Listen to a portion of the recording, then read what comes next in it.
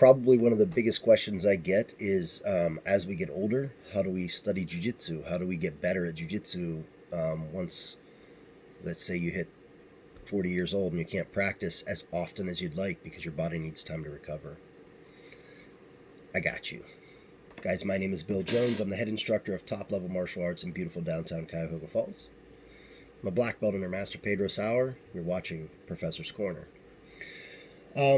There's a lot of things you can do with jiu-jitsu, and most of it is physical, and I understand that. But I think that if you really want to get good at anything, you need to, at some point, study all of it. And at some point, you're going to want to take that dive into not only, like, how do I get better at tapping other people, but how do I understand where this all came from? And I think once you get that, you get better in general. So one thing that I recommend is to become a historian of martial arts. Not just Brazilian Jiu-Jitsu, because you're going to understand over time that Brazilian Jiu-Jitsu comes from a very, very, very long history of combat arts, specifically the Bujitsu of ancient Japan.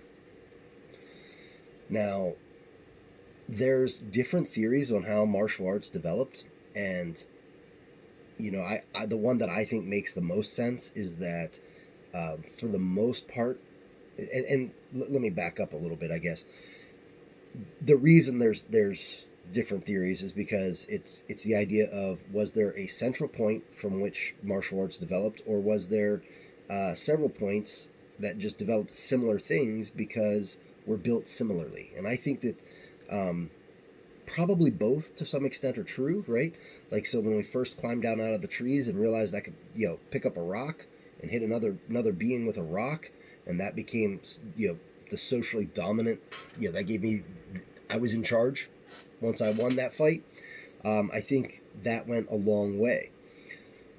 However, I think once, that's like really old times, right? I think once humanity developed and spread out and became a bit more civilized, and I say a bit, because I don't know that we're even civilized yet, but once we did that, I think there were a lot of things that developed on their own, independent of one another. For example, if you look at ancient swordsmanship, the ancient swordsmanship of ancient Europe, the craftsmanship, the way swords were built, was very different than ancient Japan. The materials readily available were different, and the methods they came up with to create swords were different, and bladed weapons in general. However, the generalized concepts were the same. Ranged weapons always trump, close range weapons. Weapon always trumps hand-to-hand. So these concepts were developed and understood very well. And not because, in my opinion, that they were somehow from the same central location, but because they are generally universal truths. It's better to have a weapon in war than to not have one. So one of the things I want to go over today, because of all the craziness going around us, I keep adjusting this, I forgot my regular tripod, is that how to become a historian and what books I recommend reading. So today, my book collection is all over the place. It's everywhere between my office and my home and some other places that stuff people have borrowed. But today what I'm going to recommend is historical texts that I think you should go over, and one technical text that I think, in my opinion, if you could buy no other book on Brazilian Jiu-Jitsu, you should buy this book. Okay, 100%, every Brazilian Jiu-Jitsu practitioner should own this book, in my opinion. All right, and it might not be what you think, because you're probably thinking, oh, well, Bill's from Gracie lineage, here we go. We'll see. If you think you know what it is, put it in the comments below. All right, the first book, and this is recommended for anybody who wants to win at anything ever, okay? And it is The Art of War. This is by Sun Tzu. It's used by businessmen. It's just every profession recommends the reading of Sun Tzu, and it's very, very high level. And what I mean by that is, if you've never read it, it says the strategy for employing the military is this: there is Disparative terrain, light terrain, continuous terrain, transverse terrain, focal terrain, heavy terrain, entrapping terrain, encircling terrain, and fatal terrain. When feudal lords fight in their own territory, it's dispersive terrain. When they enter someone else's territory, but not deeply, it's light terrain. So he's going over different types of things, and this is just a random page from in here. When you get this book, there are many, many, many different interpretations of it, and just be careful. Like, if you don't want one for business, make sure not to buy the one that says it's for business. But it's a good book just to understand the concept of winning in general. For historical stuff, a couple different things I recommend. The first one is going to be a series of 2 books by Don Draeger.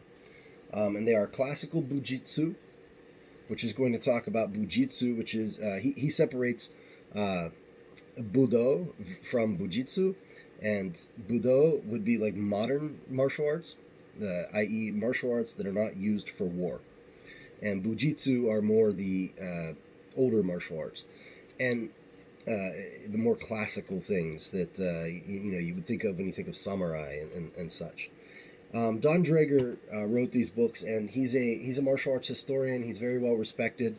I recommend picking these up. They're very interesting reading, and the other thing is that they're pretty small and pretty light reading, so it's easy to digest. A lot of stuff out there, people can try to be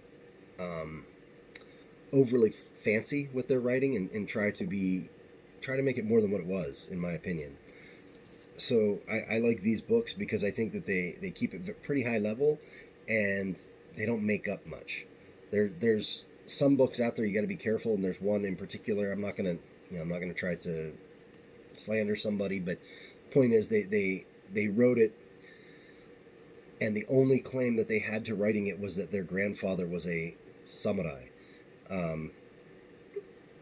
That would be like me writing that I know everything about a World War II soldier because my grandfather was in the army back then.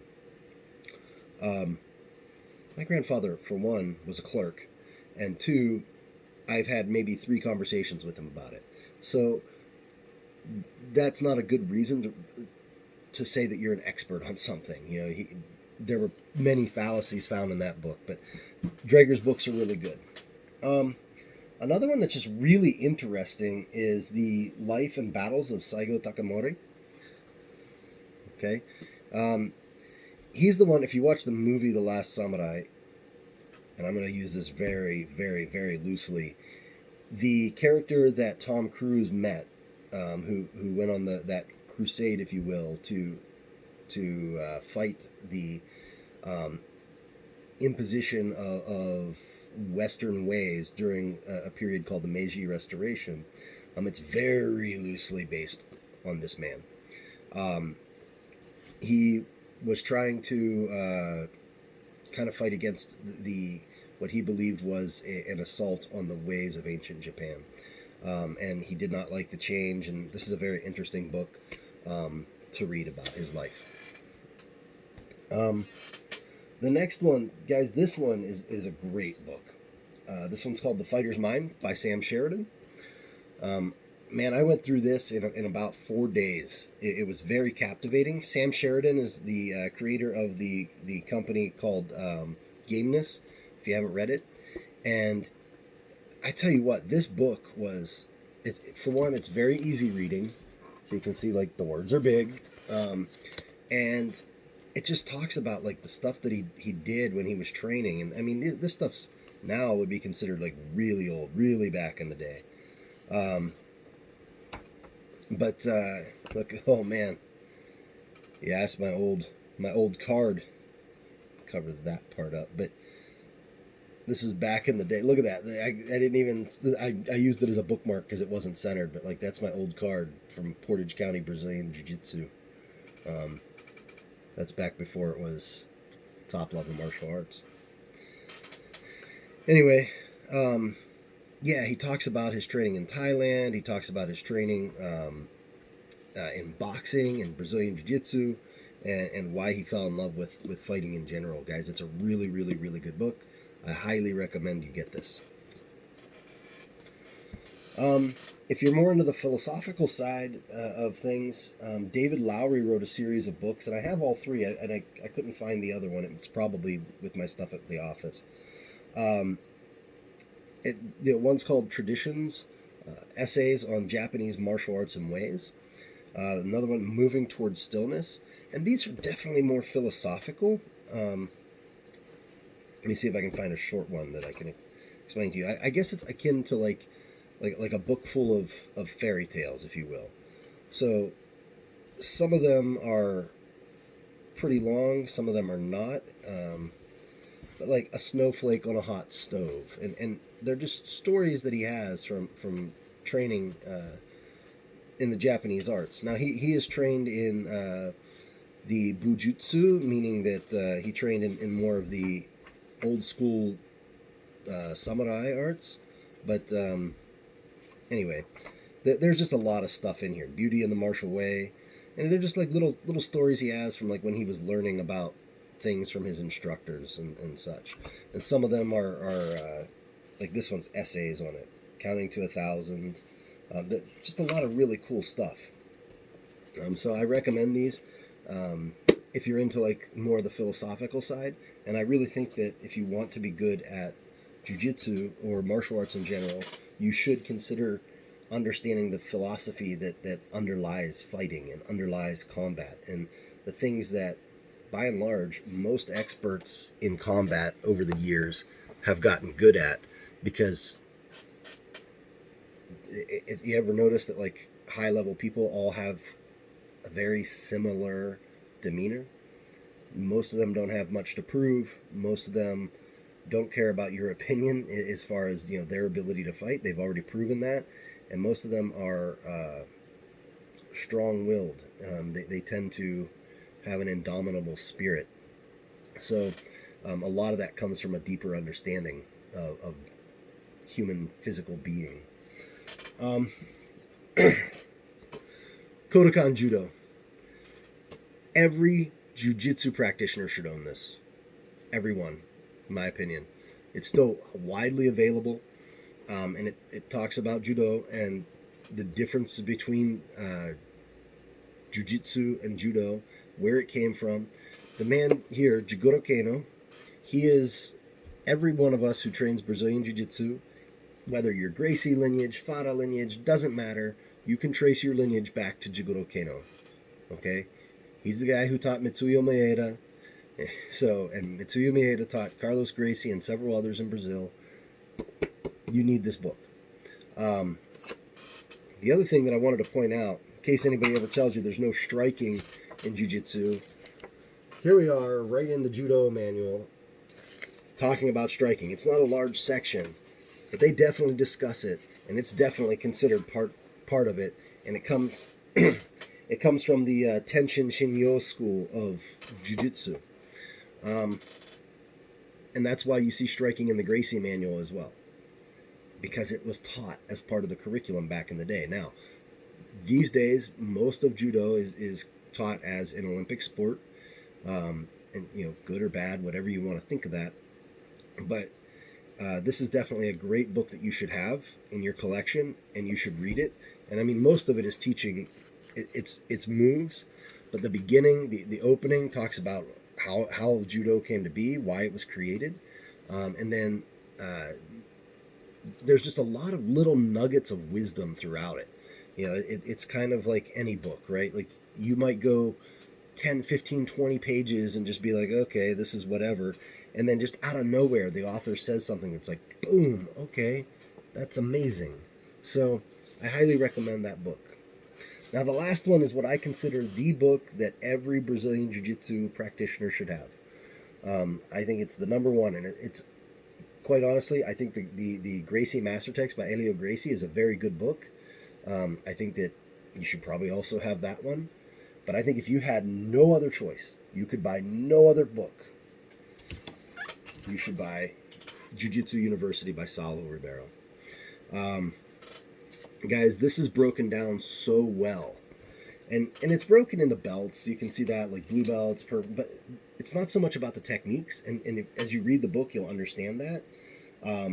He's talking more about the concepts that you should be trying to work on at what ranks. For example, at white belt, he talks all about survival mindset, just trying to survive longer than you did the day before. In blue belt, he's talking about developing a guard, I believe.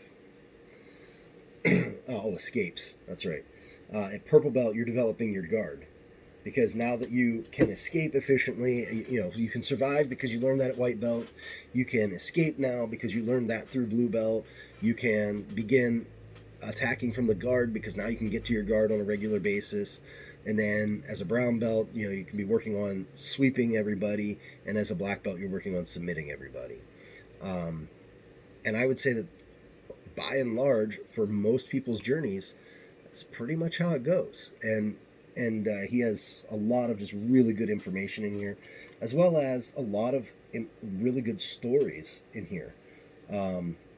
Just from his experience training with the Gracie family. He came up under Henry Gracie. So I think that that's a book that all of you guys should have. That's my opinion. Jiu-Jitsu University. So I want to give one copy of this away. So what I'd like you to do is just comment in the comments on this video. Make sure that you're liked and subscribed. I will pick someone at random and give away a copy of Jiu-Jitsu University. Don't forget to check out our Patreon. It's Top Level Jiu-Jitsu. It's Professor's Breakdowns. Telling me the wrong thing. Top Level Jiu-Jitsu is what you're watching. And I'll break down any videos of whether it's at class or competition footage or whatever, giving you my opinions on what I think you should do. There's different levels. At certain levels, I'll even break it down and then also, record myself showing the moves that I recommend in various situations. And of course, it's just my opinion. That's the way all of this is done. So guys, thanks for watching. Don't forget to like, subscribe, and comment. I hope you're all well out there dealing with this nutso situation pretty good, and I hope that a little variety here and getting away from the talk about coronavirus has been helpful. Talk to you guys later. Have a great one.